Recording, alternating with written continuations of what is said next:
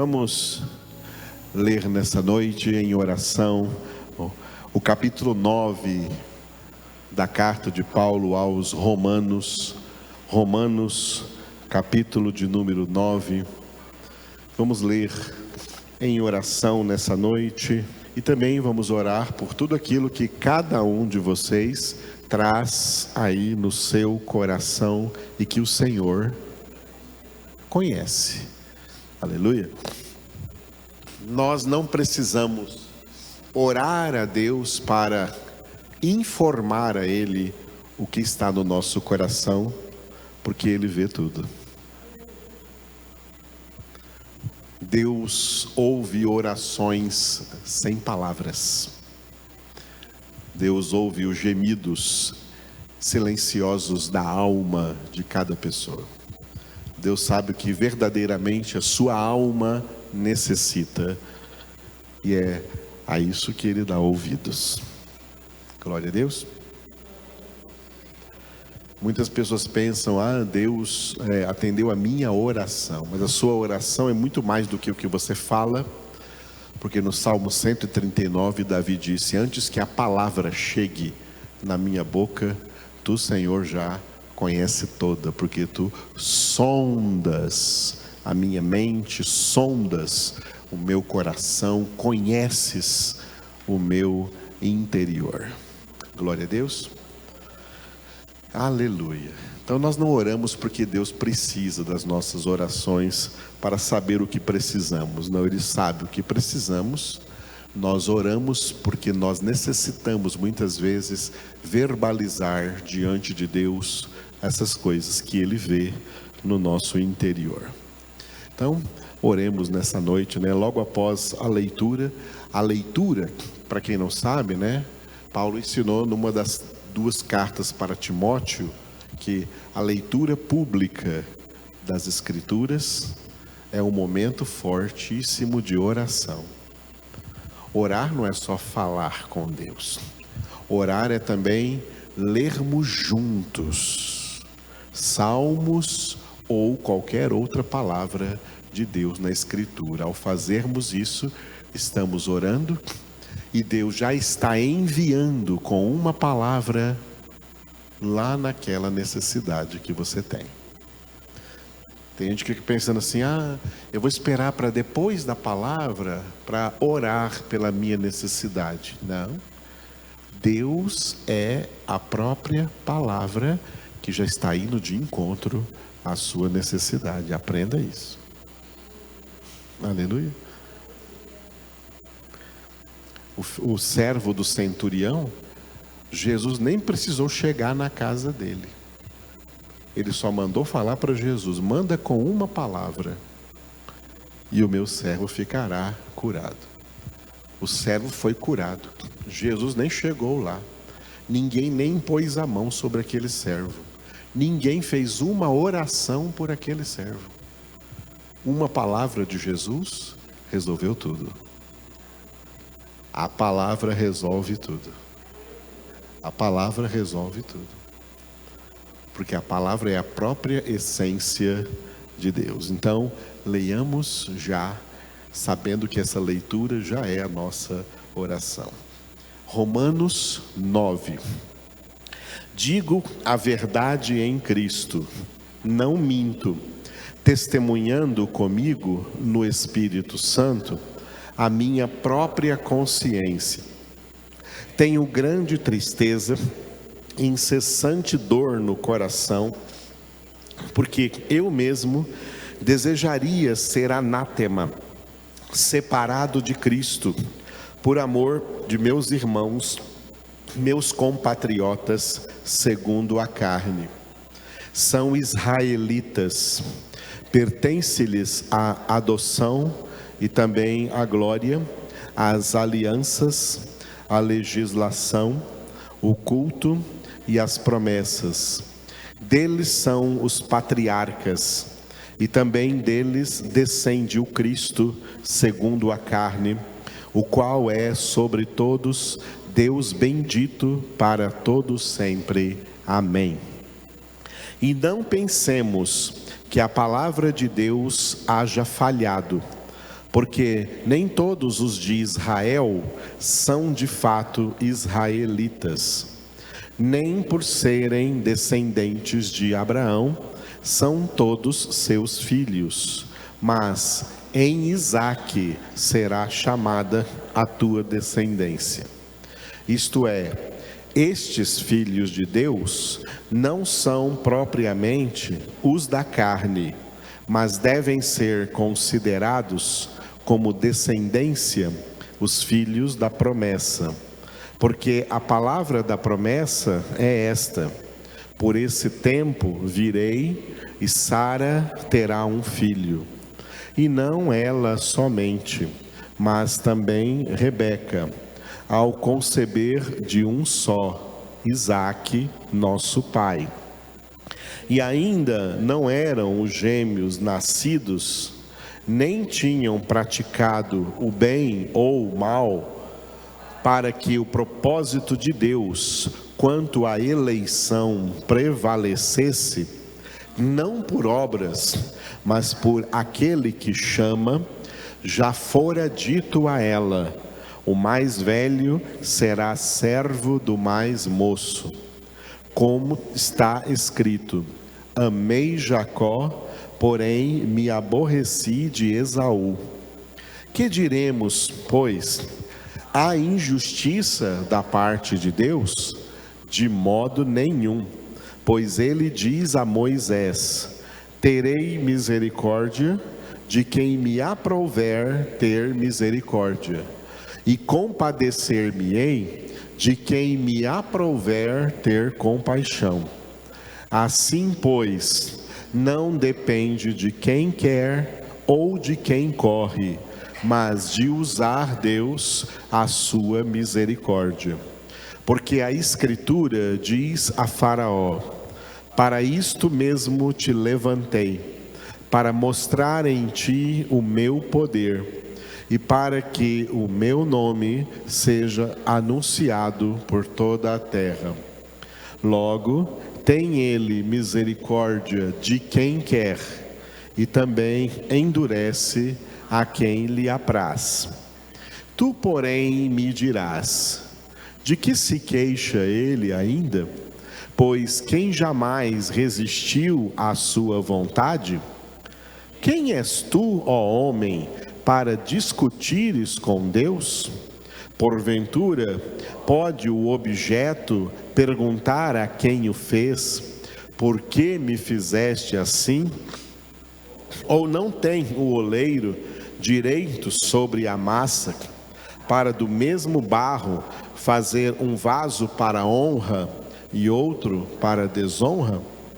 Que diremos, pois, se Deus, querendo mostrar a sua ira e dar a conhecer o seu poder, suportou com muita longanimidade os vasos de ira preparados para a perdição, a fim de que também desse a conhecer as riquezas da sua glória em vasos de misericórdia, que para a glória preparou de antemão, os quais somos nós, a quem também chamou, não só dentre os judeus, mas também dentre os gentios? Assim como também diz em Oséias: chamarei povo meu ao que não era meu povo, e amada a que não era amada. E no lugar em que se lhes disse: vós não sois meu povo, ali mesmo serão chamados filhos do Deus vivo. Mas relativamente a Israel, dele clama Isaías: ainda que o número dos filhos de Israel seja como a areia do mar, o remanescente é que será salvo. Porque o Senhor cumprirá a sua palavra sobre a terra, cabalmente e em breve.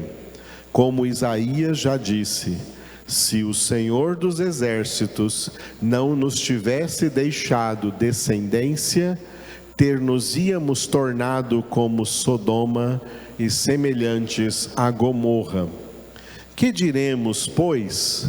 Que os gentios que não buscavam a justificação vieram a alcançá-la, todavia a que decorre da fé. E Israel, que buscava a lei de justiça, não chegou a atingir essa lei. Por quê? Porque não decorreu da fé, e sim como que das obras. Tropeçaram na pedra de tropeço, como está escrito: eis que ponho em Sião uma pedra de tropeço e rocha de escândalo, e aquele que nela crê não será confundido. Aleluia. Muito bem. Dentro deste capítulo 9, dessa carta maravilhosa de Paulo aos Romanos, nós temos que aprender a escutar o que Deus está falando aqui, porque o que flui desta palavra para nós é uma coisa que, preste muita atenção no que eu vou dizer, que não é aceita hoje por crentes, que não é aceita hoje por muitas denominações evangélicas. Incrível. Uma coisa que não é aceita hoje por muitos pregadores que até pregam calorosamente contra. Eu fico pensando, como que alguém pode ter tanta energia e até argumentos para pregar contra uma doutrina que é bíblica, uma doutrina da santa palavra de Deus, mas isso acontece com essa doutrina que o apóstolo Paulo expôs aqui em Romanos capítulo 9, que é essa doutrina que vocês estão lendo aí, o tema dela no nosso slide, repita depois de mim: salvos por eleição.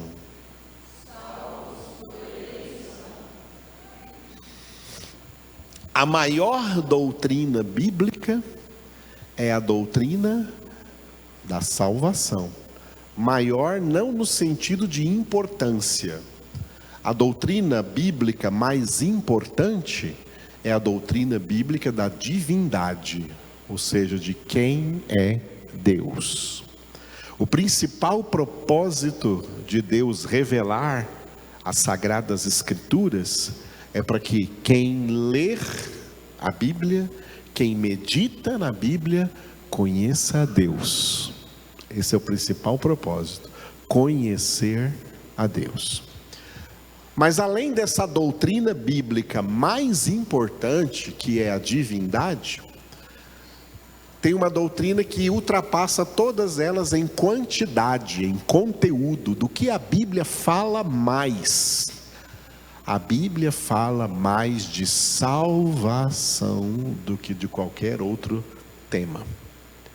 Salvação, então, é o tema mais recorrente em todas as Sagradas Escrituras, em todos os 66 livros da Bíblia.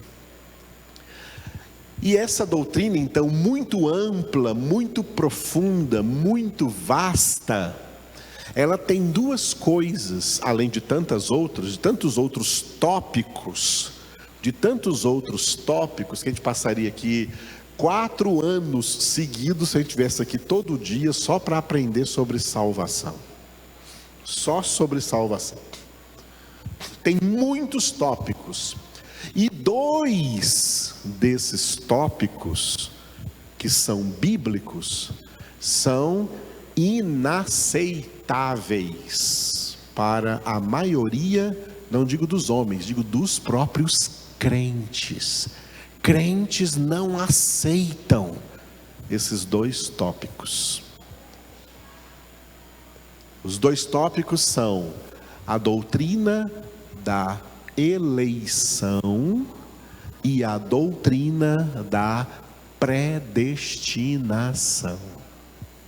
Se você falar sobre isso aí com crentes da maioria das igrejas, eles vão se arrepiar, eles vão dizer: não, mas eu não posso aceitar isso, isso não é verdade, isso não pode ser verdade.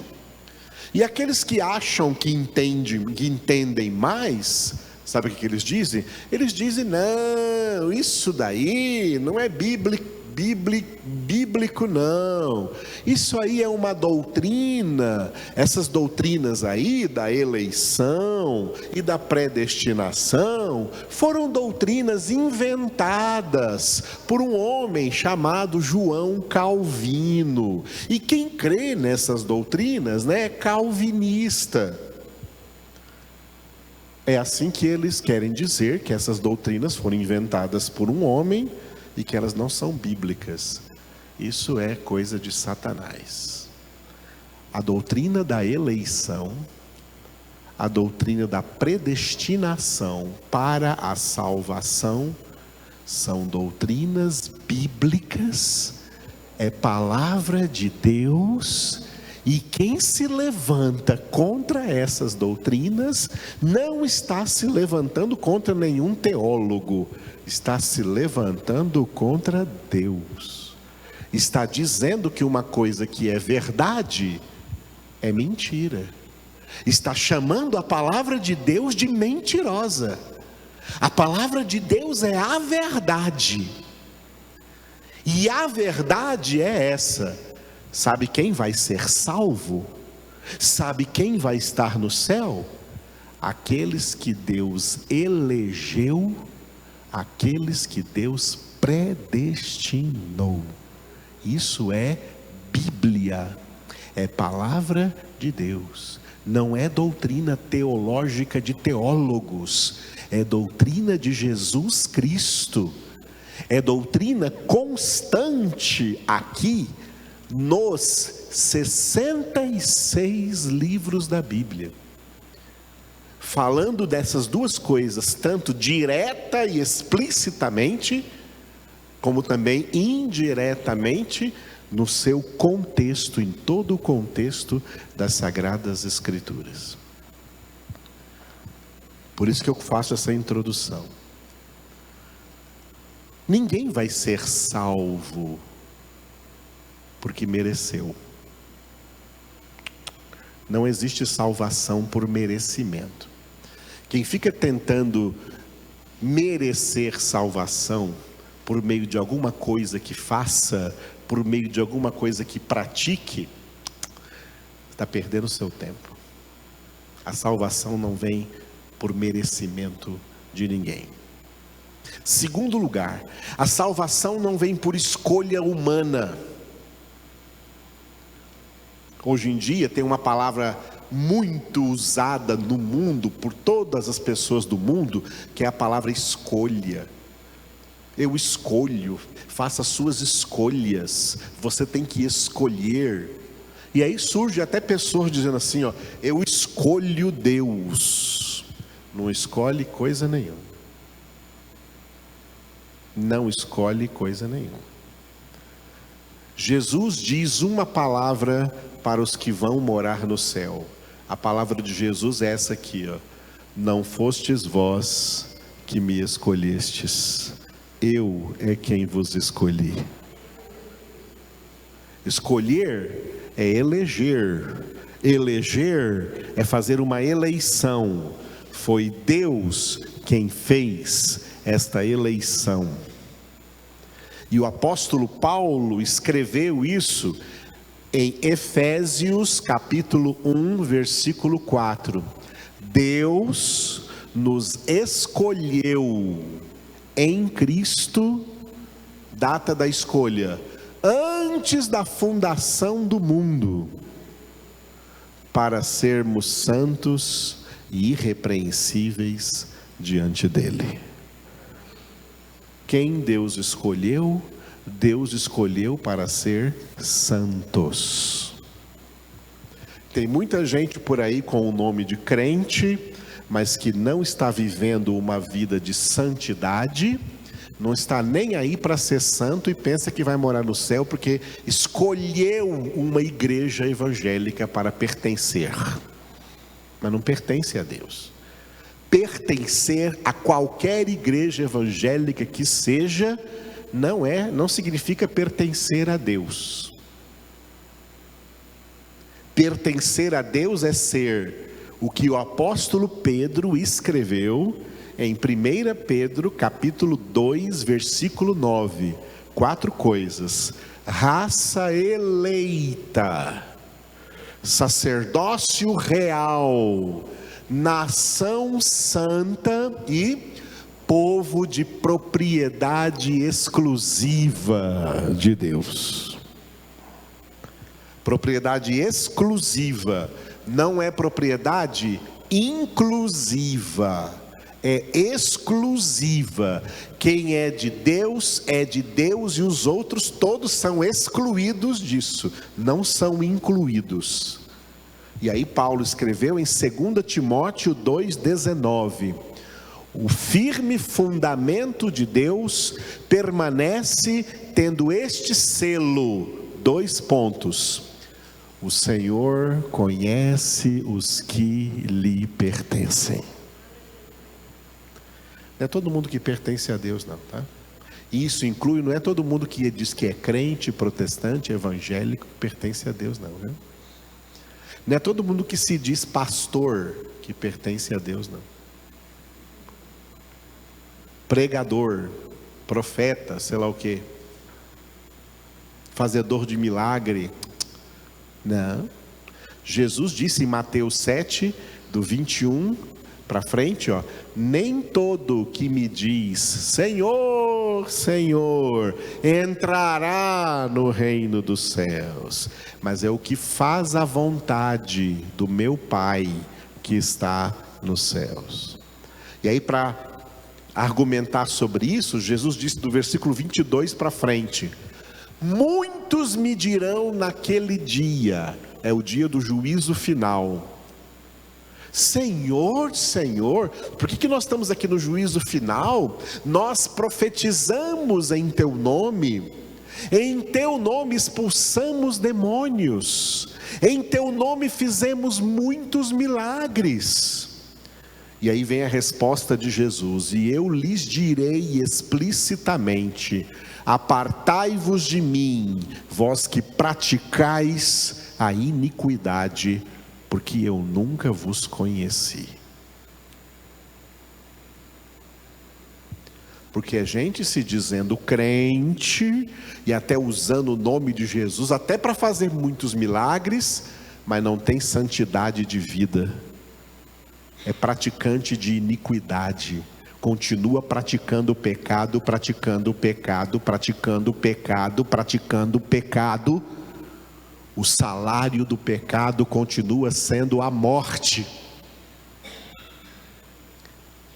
Os eleitos de Deus são aqueles que Jesus chamou no ato da sua conversão e disse para eles: agora para o resto da sua vida, vai e não peques mais. Deus continua abominando o pecado. A Bíblia está escrito: a alma que pecar, esta morrerá.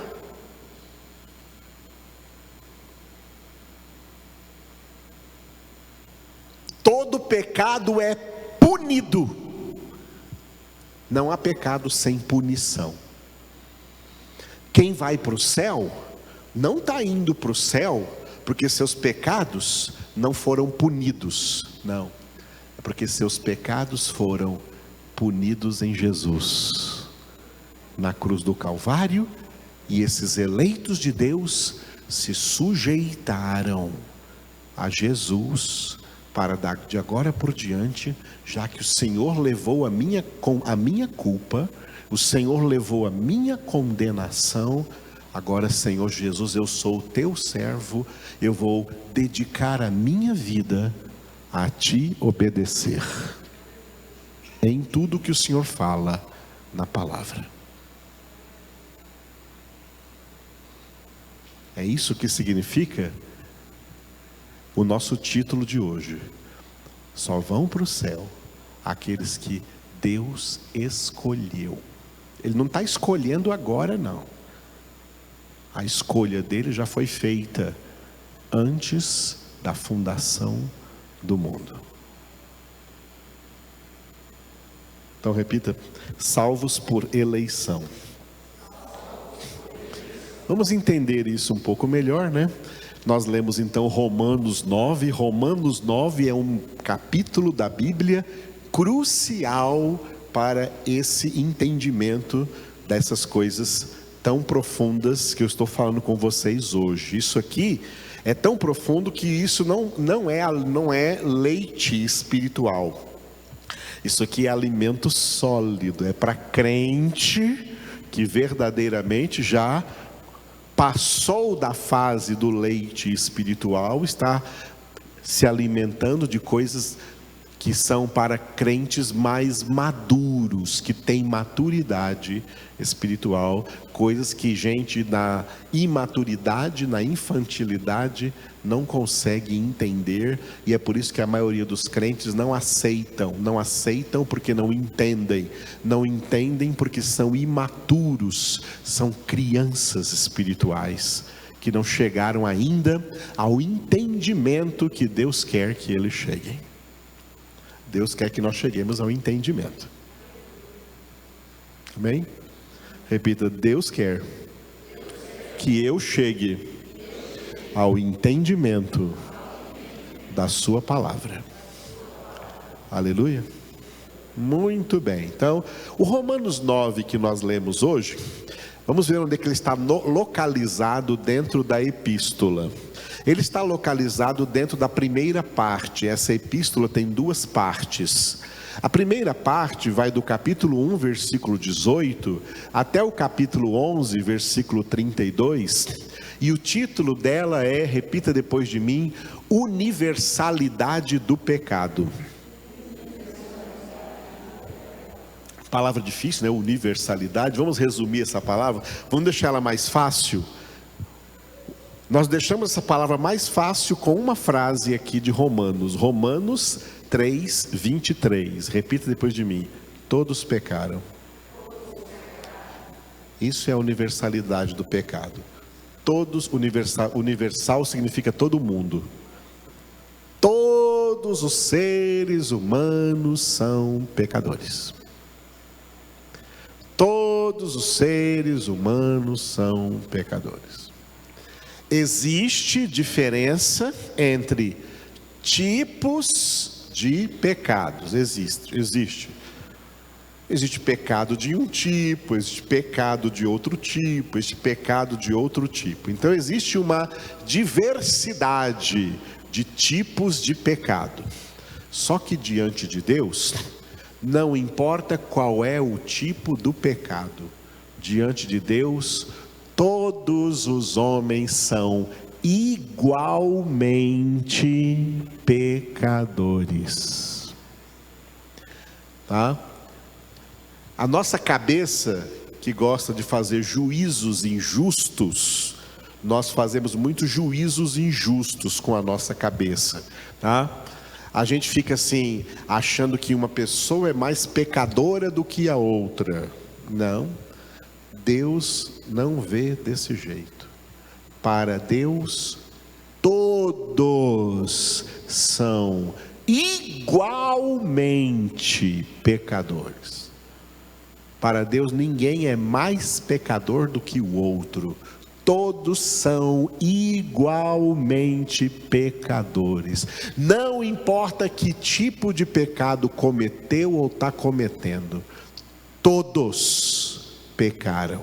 É isso que significa universalidade do pecado. Diante de Deus, todos são igualmente pecadores. Muito bem. Esse tema Paulo traz dentro dessa epístola. É claro, porque para falar de salvação, tem que falar do que nós somos salvos. Somos salvos do pecado. Se não tivesse pecado, não teria necessidade de salvação, Porque não teria condenação. O pecado trouxe condenação. Diga, o salário do pecado é a morte. Salário aí é consequência. A consequência do pecado é a morte. Essa morte não é só a morte física, não. É a morte eterna. É a separação eterna de Deus. É condenação eterna. A consequência do pecado é a morte. A salvação é para Deus tirar dessa condição de condenação aqueles que serão salvos. Portanto, se não tivesse pecado, não precisaria de salvação. A salvação existe porque existe o pecado. E o pecado é universal. O pecado atingiu a todos os homens na origem da humanidade, e por isso todas as pessoas já vêm ao mundo concebidas, geradas e nascidas em pecado. Esse tema muito forte, muito profundo dentro dessa epístola, especialmente aqui dessa primeira parte. Essa primeira parte aqui, ela está dividida em 2 blocos. O primeiro bloco nós terminamos na semana passada, vai do capítulo 1, versículo 18, até o final do capítulo 8, que termina no versículo 39. Tá? Esse foi o primeiro bloco, nós terminamos sábado passado. Tá? O título desse bloco é, diga, justificação. Justificação é um dos nomes da salvação. Por meio da obra da salvação, Deus pega homens injustos, todo pecador é injusto, e os transforma em justos. Deus pega um homem injusto e o transforma em um homem justo. Isso é justificação. Deus pega uma mulher injusta e a torna numa mulher justa. Isso é justificação. Por isso que a salvação implica em mudança radical de vida. Quem diz que é crente, mas não tem mudança nenhuma de vida, não é de verdade. Crente de verdade tem mudança radical de vida, de pensamento, de vontade, de sentimento, de comportamento, de conduta, de estilo de vida, de jeito de pensar, de jeito de falar e de todo jeito de viver. Quem vai para o céu demonstra mudança de caráter, mudança de vida. Mas quem se diz crente continua sendo injusto, vivendo como injusto, pensando como injusto, falando como injusto, não é crente coisa nenhuma, irmãos. Não tem justificação, nem justificativa. A justificação é transformação de injustos em justos. Hoje nós vamos começar esse bloco 2, que vai do capítulo 9, versículo 1, até o capítulo 11, versículo 32, e esse é o nosso título de hoje, diga, eleição. Que Deus, isso significa que Deus só justifica os seus eleitos. Deus só justifica aqueles a que Ele mesmo escolheu para essa grande salvação, para essa grande justificação. Deus não salva muita gente que nós gostaríamos que fossem salvas. Ele salva só aqueles que Ele escolheu. E às vezes coincide com alguém que a gente gostaria que fosse salvo. Mas outras vezes não. A maioria das vezes não. Tá bom? Muito bem, vamos então ficar nesse bloco 2, iniciar esse bloco 2 aqui, cujo título é eleição. Esse bloco 2, ele tem 2 segmentos. O primeiro segmento vai do capítulo 9, versículo 1, até o capítulo 10, versículo 5, está escrito aí, diga, antigo remanescente. Outra palavra difícil aí, né? Remanescente. Remanescente é uma palavra bonita para uma outra palavra pequenininha, resto, restante. Quem foi que restou? Quem restou? Por exemplo, a primeira civilização que Deus criou foi aquela civilização antes do dilúvio de Noé. Dentro da arca de Noé, Deus salvou daquela primeira civilização, Deus salvou 8 pessoas. Naquela época viviam só 8 pessoas na terra? Não, tinha milhões de pessoas ali já. Os homens já tinham se multiplicado muito sobre a terra, mas Deus condenou a maioria deles ao dilúvio, a morrerem no dilúvio. Ele salvou um remanescente, um restante, um resto. Isso é remanescente. 8 pessoas, uma família dentro da arca. A arca era bem grande, podia caber muitos seres humanos, mas Deus preferiu os bichos aos seres humanos. Pecado, amados, o pecado desagrada a Deus. O pecado continua desagradando a Deus hoje. Por isso, a Bíblia diz que só o remanescente será salvo. O que vocês estão vendo aí no slide são dois textos, né? O primeiro que nós vamos entrar hoje é o antigo remanescente. E o outro texto que vem aí, a partir da semana que vem, a partir do capítulo 10, diga, novo remanescente. Isso significa que há um remanescente da antiga aliança, o povo que era povo de Deus antes da primeira vinda de Cristo, e há um remanescente da nova aliança, o povo que é povo de Deus depois que Cristo veio. Tá? O povo da antiga aliança se chamava Israel. O povo da nova aliança se chama igreja. É diferente. Os salvos da antiga aliança, os salvos de Israel, Paulo citou aqui nesse capítulo 9 que nós lemos, no versículo 27, ele disse assim, ó: mas relativamente a Israel, dele clama Isaías: ainda que o número dos filhos de Israel seja como a areia do mar, o remanescente é que será salvo. Não é todo mundo que foi descendente de Abraão, Isaque, Jacó, formando a nação de Israel, que vai ser salvo, não. É o remanescente. E o remanescente são aqueles poucos escolhidos que Deus escolheu. Mateus 22:14, Jesus disse: muitos são chamados, porém poucos escolhidos. Isso já aconteceu com Israel. Muitos foram chamados na antiga aliança, poucos foram escolhidos para ser salvo, o remanescente. O novo remanescente é a igreja.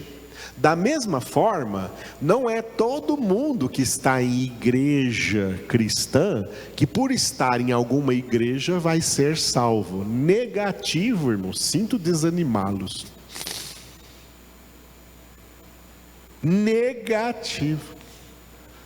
Romanos capítulo 11, versículo 5, Paulo fala assim, ó, Romanos 11, 5: assim, pois, também agora, no tempo de hoje, quer dizer, no tempo da igreja, no tempo da nova aliança, sobrevive um remanescente segundo a eleição da graça. Não, a salvação é pela graça, só que essa graça elege, essa graça escolhe, essa graça obedece à eleição. O remanescente da igreja é que vai ser salvo segundo a eleição da graça. Amém? Muito forte isso que Paulo coloca aqui.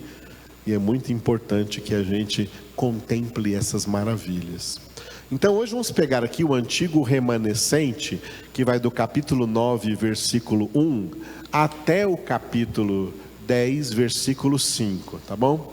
Esse segmento aí todinho, do capítulo 9, versículo 1, até o capítulo 10, versículo 5, ele está disposto aí da seguinte forma: ele tem uma introdução, um desenvolvimento e uma conclusão.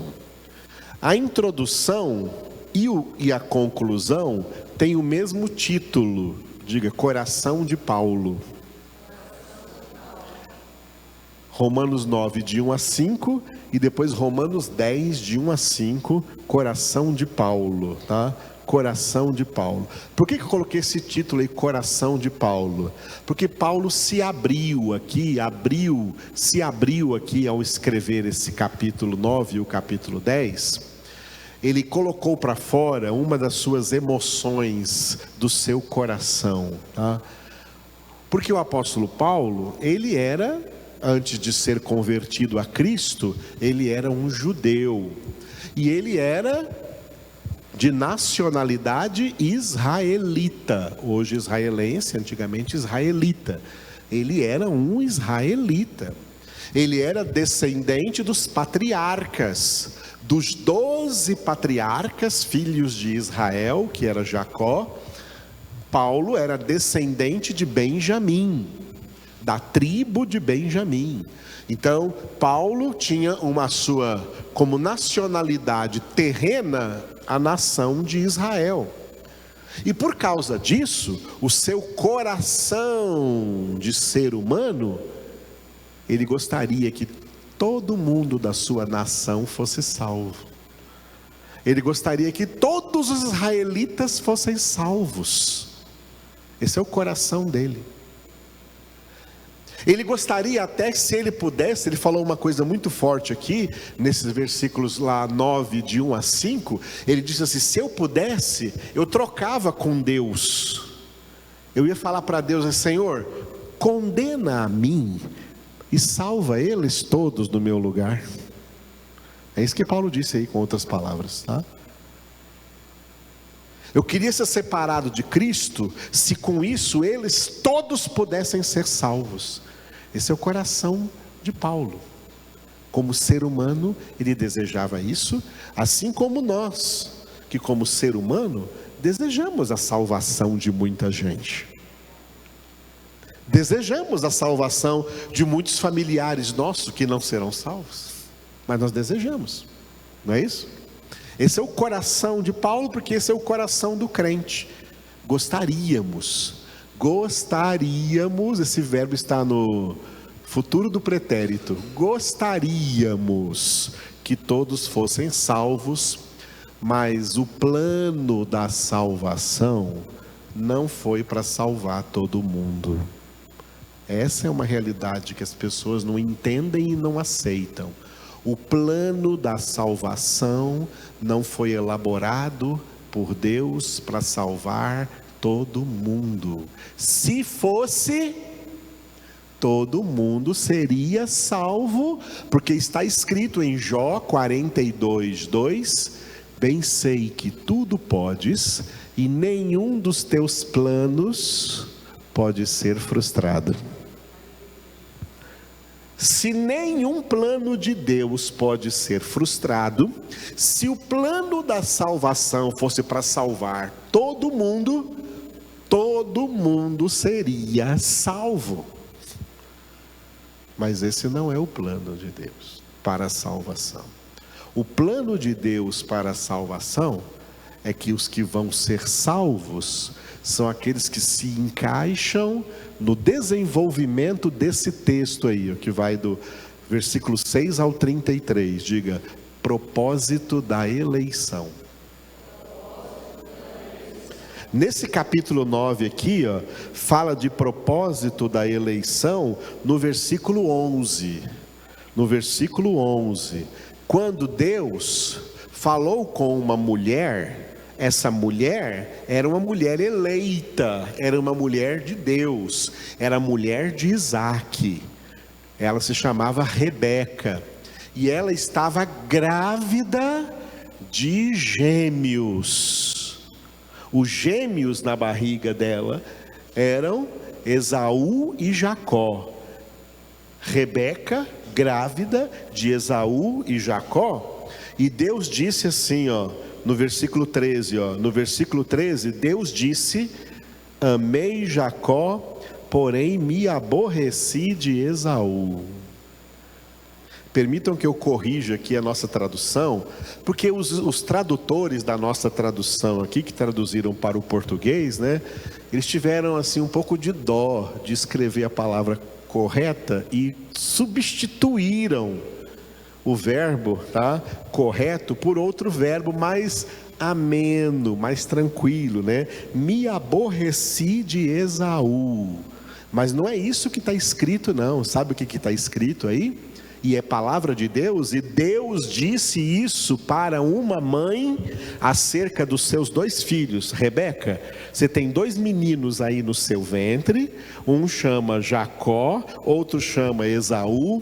Eu amei Jacó e eu odiei Esaú. Amei Jacó e odiei Esaú. Sabe por que esses verbos vêm no passado? Porque esse passado é lá antes da fundação do mundo. Deus já sabia que Rebeca ia existir, Deus já sabia que Rebeca ia se casar com Isaac, Deus já sabia que Rebeca ia conceber gêmeos, e Deus já sabia que esses gêmeos seriam Jacó e Esaú, e Deus escolheu Jacó para a salvação, por isso Deus o amou. E Deus não escolheu Esaú para a salvação, e por isso Deus o odiou. Amei Jacó e odiei Esaú. Para quê? Agora veja o versículo 11, E ainda não eram os gêmeos nascidos, nem tinham praticado o bem ou o mal, para que o propósito de Deus quanto à eleição prevalecesse, não por obras, mas por aquele que chama, pelo próprio Deus. Propósito da eleição. Por isso que o texto, o nosso ali o desenvolvimento desse texto é a propósito da eleição. E só por curiosidade, se você está vendo aí na sua Bíblia um parênteses, no versículo 11 aí, está vendo um parênteses? No texto original esse parênteses aí não existe, pode desconsiderar ele. Esse faz parte do texto original, não tem parênteses nenhum. Foram os tradutores que colocaram aí, já para levantar alguma dúvida em quem lê, né? Às vezes isso aqui não estava no texto original, isso aqui estava sim no texto original. Muito bem, então o texto maior nosso aqui é esse aí, diga de novo, propósito da eleição. Esse texto todo está dividido assim, do 6 ao 29, diga soberania. E do 30 ao 33, diga justiça. Esses 2 títulos estão dizendo o seguinte, que a escolha de Deus para quem vai ser salvo segue a sua soberania. Deus é soberano para escolher. Amém? Alguns dias atrás estava dando uma aula sobre isso no seminário onde eu dou aula, né? E todo mundo se levantou assim, né? Mas como é que pode Deus escolher uns e não escolher outros e Aí deixei eles falarem à vontade e depois eu disse assim, peraí, eu sei que a maioria de vocês aqui nessa sala acredita em livre-arbítrio. Vocês acreditam que o homem é livre para escolher o que ele quiser, não é isso? Então eu vou fazer uma pergunta para vocês, que negócio é esse de que o homem é livre para escolher o que ele quiser e Deus não pode escolher? E Deus não tem o direito de escolher? O homem tem direito de escolher e Deus não tem o direito de escolher? Eles calaram a boca, ficaram sem resposta. E agora? Não tinha pensado nisso. Deus é quem tem todo o direito de escolher. Deus é quem tem todo o direito de escolher. Deus é quem tem todo o direito de escolher, e as escolhas de Deus são justas. O homem faz muitas escolhas erradas, mas Deus só faz escolhas certas e justas. Deus tem direito de escolher, e Ele já escolheu antes da fundação do mundo os que serão salvos. Por quê? Porque Ele é soberano, pela sua soberania. E o final ali fala de justiça, para dizer que Deus não é injusto fazendo isso, pelo contrário, Deus exerce justiça salvando a quem Ele escolheu, e Deus exerce justiça condenando a todos os demais, justamente por causa dos seus pecados. Amém? E por isso então, o versículo chave, chegamos no versículo chave aqui do capítulo 9, que é o versículo 16. Paulo disse assim, assim pois, não depende de quem quer ou de quem corre, mas de usar Deus a sua misericórdia. Leiam vocês.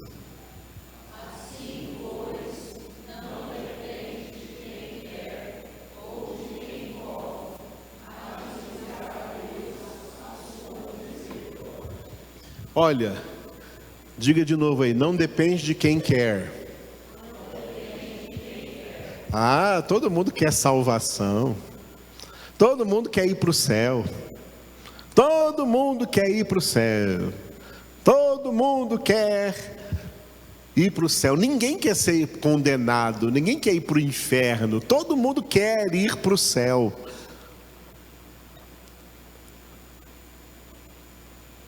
Todo mundo quer ir para o céu. As falsas doutrinas, as heresias, as pregações erradas, todas elas têm uma coisa em comum: elas são facilitadoras da salvação. Elas são doutrinas que tentam cauterizar a mente das pessoas e dizer para elas que a salvação está tranquila, a salvação está garantida, a salvação é fácil, para quem quiser. Para quem quiser. É como se a salvação fosse um produto de feira. Quem quer banana? A preço de banana. É como se a salvação fosse fácil. A Bíblia não prega que a salvação é fácil, não. Jesus disse que a salvação é porta estreita e caminho apertado, e são poucos que acertam com essa porta. O apóstolo Pedro disse em 1 Pedro 4,18 que é com dificuldade que o justo, não é qualquer um não, que o justo é salvo. E quem não é? Mas para onde que vai? A salvação não é fácil não, irmãos. Salvação exige renúncia. Se alguém quer me seguir, negue a si mesmo, tome a sua cruz e siga-me. Salvação exige santificação, sem a qual ninguém verá o Senhor. Santificação, salvação exige perseverança. Aquele que perseverar até o fim, esse será salvo. Salvação não é fácil não. Fácil é o inferno. Ir para o inferno é fácil. A maioria está indo. A maioria está indo. Inclusive quem está dentro de igreja. Porque está dentro de igreja, mas não está dentro do caminho. Está dentro de igreja, mas não está em Cristo. Está dentro de igreja, mas não está na palavra. Está dentro de igreja, mas não está obedecendo a palavra.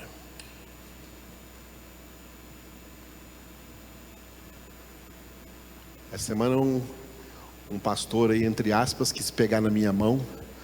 Eu falei para ele, desculpa eu não pegar na sua mão, porque eu não concordo com a sua atitude. Você está casado com a terceira mulher, você é um pastor, não devia estar desse jeito. A Bíblia diz que pastor é casado com uma só mulher. Você está com a terceira e essas três sendo pastor. Desculpa, eu não vou pegar na sua mão porque eu não concordo com o seu estilo de vida.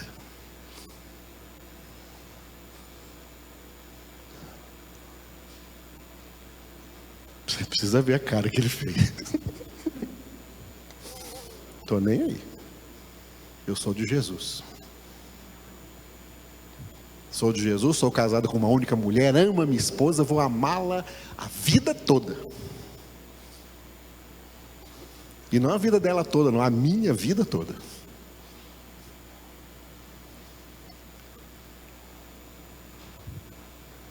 Amados, está cheio de gente em igreja, inclusive com cargo de pastor, com título de pastor.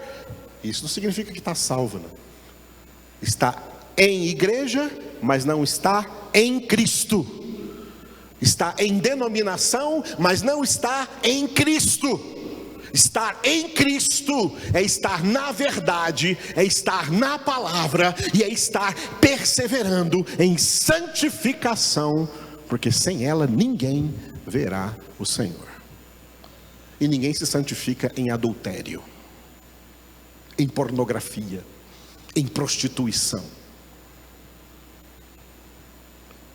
e em outras coisas que tudo são coisas que não são de Deus. Deus nos ensina na sua palavra. É obedecendo a palavra que somos de Deus.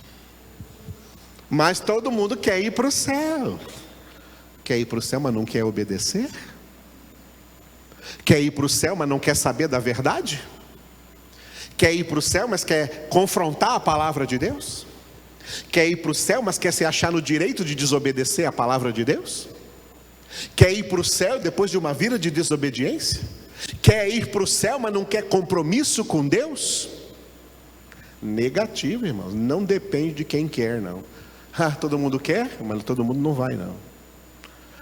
Não depende de quem quer. E também não depende de quem corre. Esse corre aí significa esforço sem Cristo. Tem dois tipos de esforço: esforço sem Cristo e esforço com Cristo. Esforço com Cristo é Mateus capítulo 11, versículo 12, onde Jesus diz: o reino dos céus é conquistado por esforço, e os que se esforçam o conquistam. Esse aí é esforço com Cristo. O esforço com Cristo é a santificação. Esse corre que Paulo colocou aqui não depende de quem corre, é quem se esforça sem Cristo. Se esforça sem Cristo, acha que vai ganhar o céu pelo seu próprio esforço, pelas suas próprias obras, pelos seus próprios méritos. Não depende disso. Não vai ganhar nada. Não depende de quem quer ou de quem corre. A salvação depende de Deus. A salvação depende de Deus. A Bíblia não diz que a salvação pertence a essa igreja, ou aquela igreja, ou aquela igreja, ou aquela denominação, ou aquele pastor, ou aquele pregador, ou aquela pessoa, ou aquele profeta. Não.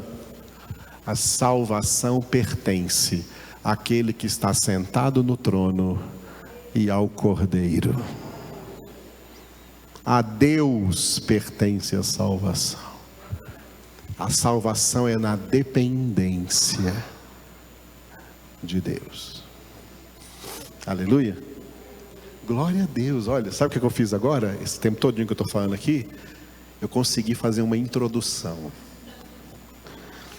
E agora nós precisaremos continuar durante vários dias vindo aqui falando desse assunto. Mas eu sei que essa introdução já foi bem importante para você entender certas coisas e levar tudo isso em oração, em reflexão, em meditação na palavra, porque tudo isso tem muito a ver com a minha vida, tem muito a ver com a sua vida, tem muito a ver com a sua casa, tem muito a ver com a sua família, tem muito a ver com a humanidade toda. Deus está de olho em tudo. Não pensa que Deus perdeu as rédeas de nada. Deus nunca perde as rédeas. Deus está em total controle de tudo.